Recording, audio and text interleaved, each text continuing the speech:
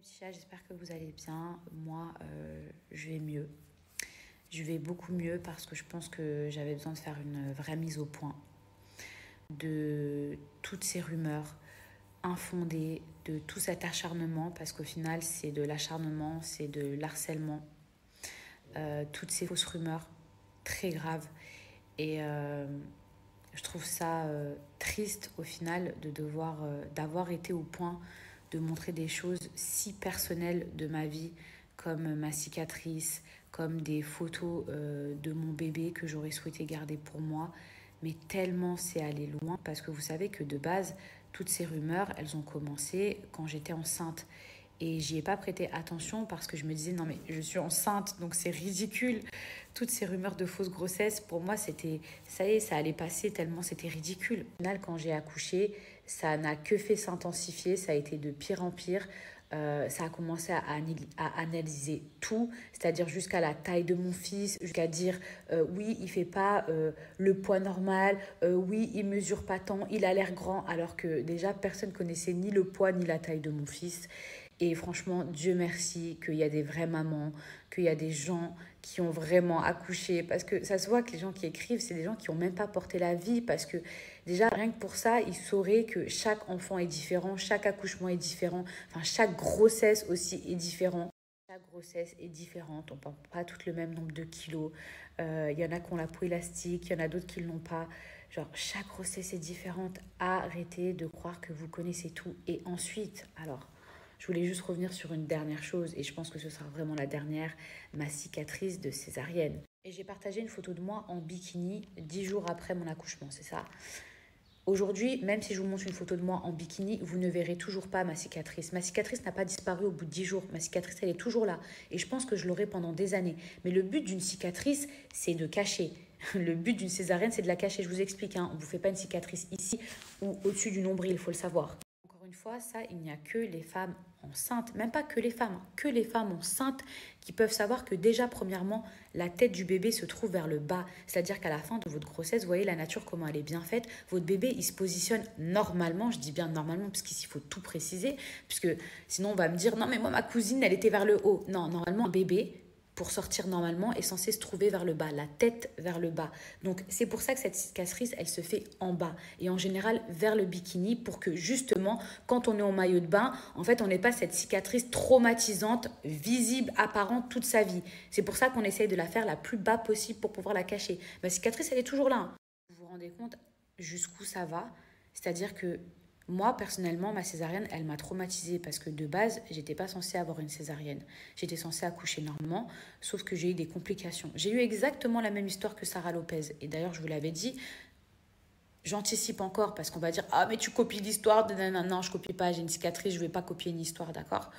Donc de base, moi, j'étais pas censée avoir une césarienne. C'est quelque chose qui m'a traumatisée parce que même si j'ai été anesthésiée au niveau du bas, j'ai senti toutes les manipulations, j'ai tout entendu. C'est quelque chose qui vraiment m'a marqué et m'a choquée. Maintenant, c'était pour le bien de mon bébé. Donc quand votre bébé il est en danger, vous ne pensez à rien d'autre que la vie de votre bébé. Mais moi, c'est quelque chose qui, même cette cicatrice, même la douleur que j'ai eue après, j'ai énormément souffert. Faut savoir que quand même, on m'a ouvert le ventre.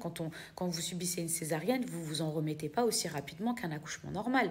Quand je dis j'ai eu du mal à m'en remettre, ça m'a pas empêché un mois après d'aller à l'anniversaire de Manon, parce que je préfère encore une fois anticiper, on ne m'a pas enlevé une jambe. Quand je vous dis qu'on a du mal à s'en remettre, c'est que j'ai quand même subi une chirurgie lourde, traumatisante, qui fait que, en fait, quand vous sortez de l'hôpital, et que vous avez cette cicatrice, il faut faire super attention. Mais en même temps, bah, vous venez d'être maman.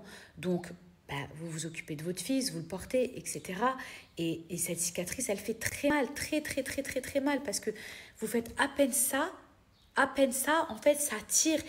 Vous baissez à peine comme ça, pareil, ça tire. C'est comme si, en fait, c'est comme si ça tirait sur vos abdos. Je sais pas comment expliquer. Il y a des débiles qui pensent qu'avec ma photo en bikini, 10 jours après, la cicatrice elle avait disparu. Mais allô, on n'est pas dans un truc de miracle. Ma cicatrice, elle n'a pas disparu. Elle est toujours là, simplement, elle est en dessous de mon bikini. Après, chacune vit son accouchement à sa manière. Il y en a qui sont plus choqués que d'autres. Mais je tiens quand même aussi à remercier. Parce que je parle de détracteurs, mais du coup, ça a suscité énormément d'amour, de soutien. J'ai reçu peut-être 4200 messages et ça fait même pas 24 heures. Les filles, vous êtes des bombes, vraiment, parce que vos mots, ils ont su me toucher, ils ont su apaiser mon cœur, ils ont su apaiser cette haine de maman. Vous savez, quand on est là à vous accuser à tort, même ne serait-ce que juste quand on parle de votre bébé, il y a des gens, ils ont même pas de race. Vous savez ce que c'est? Même pas d'âme pour parler d'un bébé. Et surtout quand on est maman, encore une fois, il n'y a qu'une maman qui peut comprendre qu'il ne faut pas parler de son bébé. Tellement ça nous touche, il ne faut pas parler du bébé d'une maman parce que ça, c'est trop grave. Donc, comme ici, il faut se justifier de tout, vous allez comprendre que ma cicatrice est toujours là, parce que si je ne le fais pas, de toute façon, ça ne va pas s'arrêter. Donc, quelque chose que j'aurais voulu garder, voilà, ça c'est mon ventre, hein. J'ai pas non plus le ventre de Jennifer Lopez. Il reste encore un tout petit peu la marque, c'est mon nombril. Hein, voilà, c'est pas un faux ventre, d'accord? Là, vous voyez que ma culotte est quand même très basse. Vous êtes d'accord? Vous êtes d'accord que là, il n'y a pas de cicatrice. Et pourtant, c'est très bas. Et là, qu'est-ce qui se passe? Oh, la cicatrice. Voilà. Voilà. Là, ici, il y a une cicatrice. Voilà. Vous voulez voir ma cicatrice? Vous allez voir ma cicatrice, il n'y a pas de problème. Au point où on en est, hein, j'ai envie de vous dire, voilà, hein, c'est pas fake. On va bien zoomer, hein, comme ça on va pas croire que c'est du maquillage, voilà. En tout cas, sachez une chose, c'est la dernière fois que vous irez dans ma culotte. C'est la dernière fois que je me justifierai. Je trouve que cette histoire, elle allait beaucoup trop loin. Je pense que les gens qui se sont acharnés sur moi, j'espère que vous vous remettez en question. J'espère que vous vous remettrez en question, mais quoi qu'il arrive, même si c'est pas le cas, tout se paye dans la vie, tout se paye. Que vous me fassiez des excuses aujourd'hui ou demain, en tout cas, c'est vous et votre conscience. Sachez-le, que vous acharnez comme ça sur une maman qui doit se justifier à ce point, mais vous devriez avoir honte. Vos théories, vos complots, parce que vous n'avez rien à faire de votre vie. Honte à vous. Mon vrai prénom, ça n'a jamais été un secret pour personne. Puis complément d'enquête, après un malin plaisir à en plus le rappeler à toute la terre entière, ce qui ensuite a précédé d'énormes polémiques. Ça, c'est encore une autre histoire.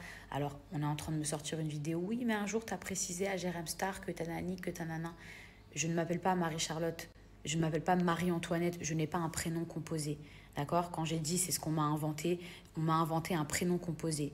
Mon vrai prénom, c'est Marie. Mon deuxième prénom, virgule, c'est Charlotte. Je ne m'appelle pas Marie-Charlotte. Sauf qu'à Dubaï, dans cet hôpital, parce qu'on va dire, non, mais dans cet hôpital, c'est simple, ils écrivent les deux premiers prénoms. C'est comme ça. Et en plus, j'en ai pas deux de prénoms, j'en ai trois. J'ai trois prénoms et j'aurais pu en avoir quatre. Je vois que ça commence à sortir les vidéos de Jérém Star. Oui, mais à l'époque, tu as dit que Charlotte, c'était inventé. Non, on disait que je m'appelais Marie-Charlotte. Je ne me suis jamais appelée Marie-Charlotte. Je m'appelle Marie en vrai. Je ne m'appelle pas Marie-Antoinette. Je ne m'appelle pas Marie-Chantal. Complément d'enquête, il y a beaucoup de choses que je leur ai reprochées. Par exemple, la manipulation, la directive des images. Mais s'il y a un truc sur lequel ils ne se sont pas trompés, c'est mon prénom. Les filles, ne pleurez pas. Je sais que c'est choquant. Je sais que c'est honteux, vraiment honteux. D'accuser une femme comme ça à tort, une maman. Je sais que j'ai fait beaucoup réagir, surtout quand j'ai partagé la photo de mon fils pour la première fois que je tenais dans mes bras, ou quand j'ai partagé mon fils qui sortait de mon ventre.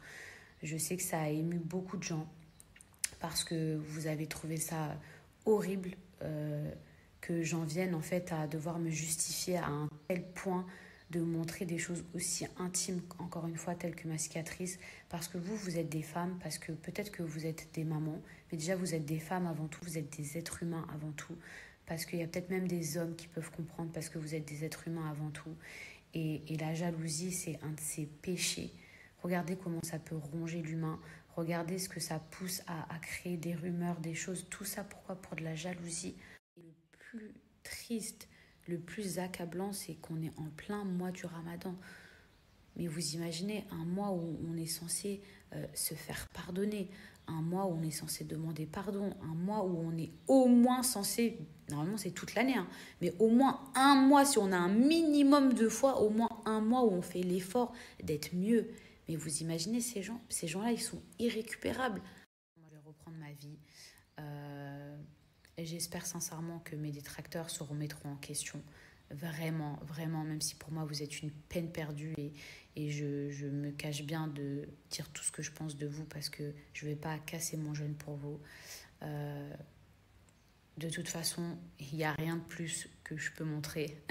Il n'y a rien de plus, il n'y a rien de plus intime que je peux montrer. Ça y est, si vous ne voulez pas croire, j'ai envie de vous dire, c'est comme quand on vous a montré que vous n'avez pas voulu croire. Il y a rien qu'on peut faire pour vous. Vous êtes perdu, vous êtes déségaré, il n'y a rien qu'on peut faire pour vous.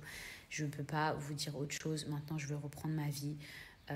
Ça y est, je vais arrêter de me rendre folle parce que c'est trop grave, trop grave. Et j'espère que ces rumeurs, ça y est, ce sera fini une bonne fois pour toutes.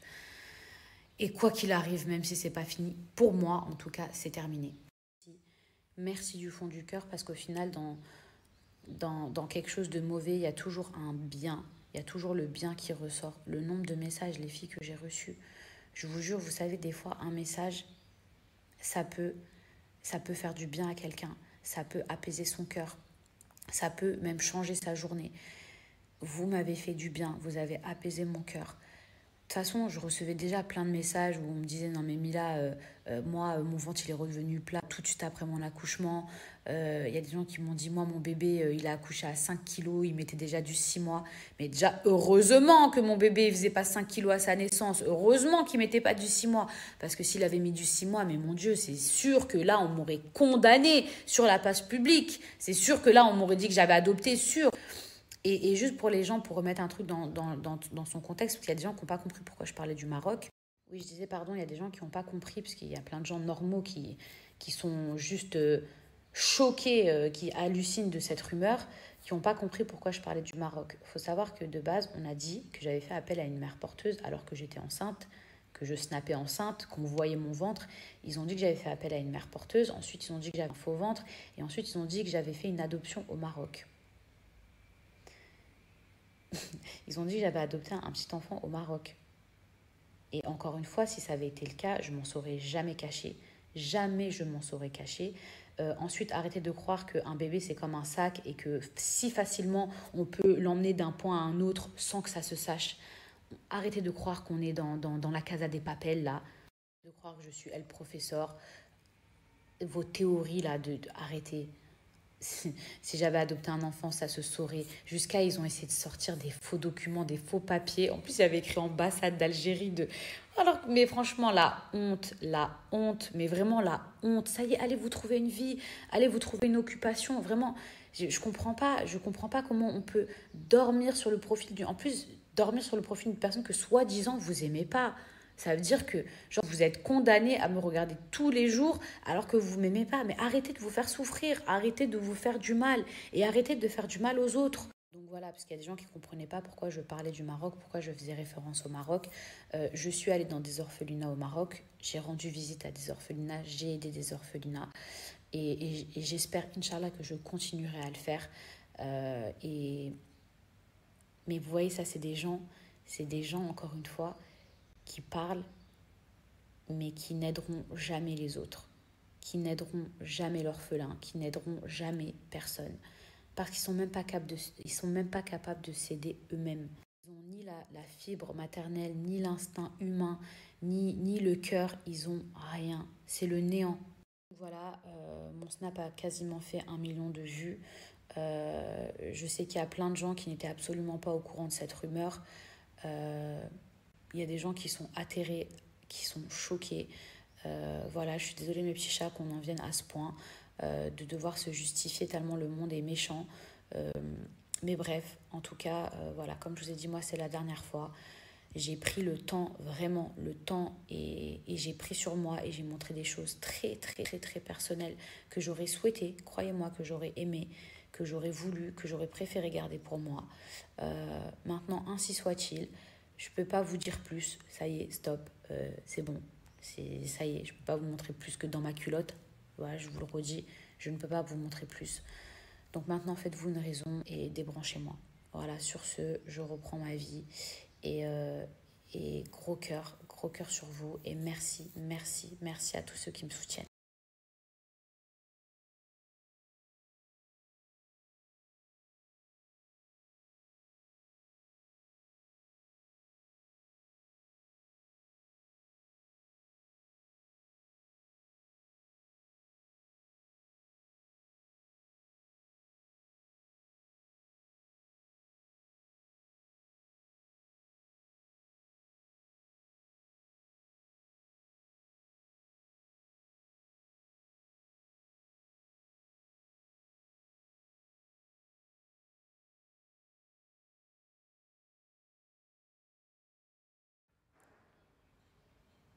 Mes amours, je vais nettoyer mon visage avec mon coffret Pin-Up Secret. Donc, si vous pensez que j'utilise jamais le savon, sachez que c'est celui-ci que j'utilise tout le temps. Donc ça, les filles, c'est un savon au lait de chèvre que vous pouvez utiliser matin. Attendez, je vous montre et soir, d'accord? Donc ça va diminuer le sébum, l'acné, les points noirs. Voilà, ça va vous permettre d'avoir une peau beaucoup plus lisse et beaucoup plus belle. En revanche, ce n'est pas fait pour les peaux sensibles. C'est vraiment pour les peaux à problème ou les peaux mixtes, mais pas les peaux sensibles parce que c'est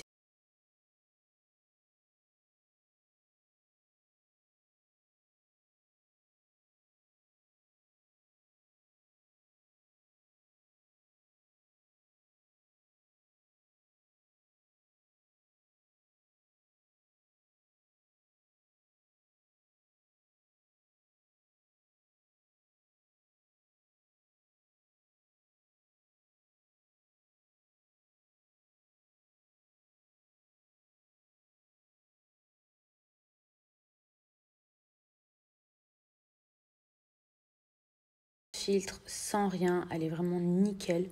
J'ai aucun maquillage dessus et encore, j'aurais bien voulu vous montrer à la lumière du jour.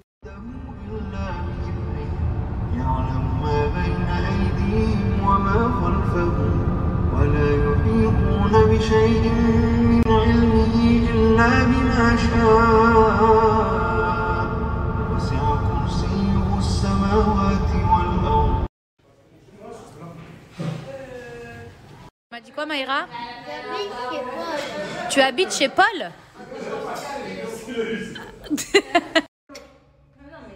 J'aime trop ce genre de déco, mes petits chats. C'est trop beau, très épuré. Les filles, je voulais vous partager un super bon plan. Si par exemple vous êtes à la maison, que vous avez la flemme de faire vos ongles ou que vous êtes en vacances et que tous les instituts sont saturés, parce que parfois on aime bien faire les poses chez nous ou alors on est tout simplement en galère. Sachant que c'est bientôt Aïd, sachant que également les beaux jours arrivent, je vais vous montrer mon kit qui s'appelle Coco Nails. Regardez les super couleurs pastel pour cet été. On a du bleu, du jaune, du rose, du orange, du vert. C'est super joli. Il y a le top coat, donc c'est la base protectrice. Et ensuite la couche de finition pour faire l'effet brillant. On a également ça. Ici, vous voyez où vous allez pouvoir mettre la couleur comme ceci. Hop, par exemple, quand vous avez des longs ongles, vous mettez la couleur comme ceci et ça peut faire une French avec des couleurs. Et ensuite, vous avez la lampe AUV, donc pour solidifier en fait le gel. Pour les femmes qui aiment bien avoir leurs ongles faits, je pense que ça, c'est vraiment un kit SOS sauvetage.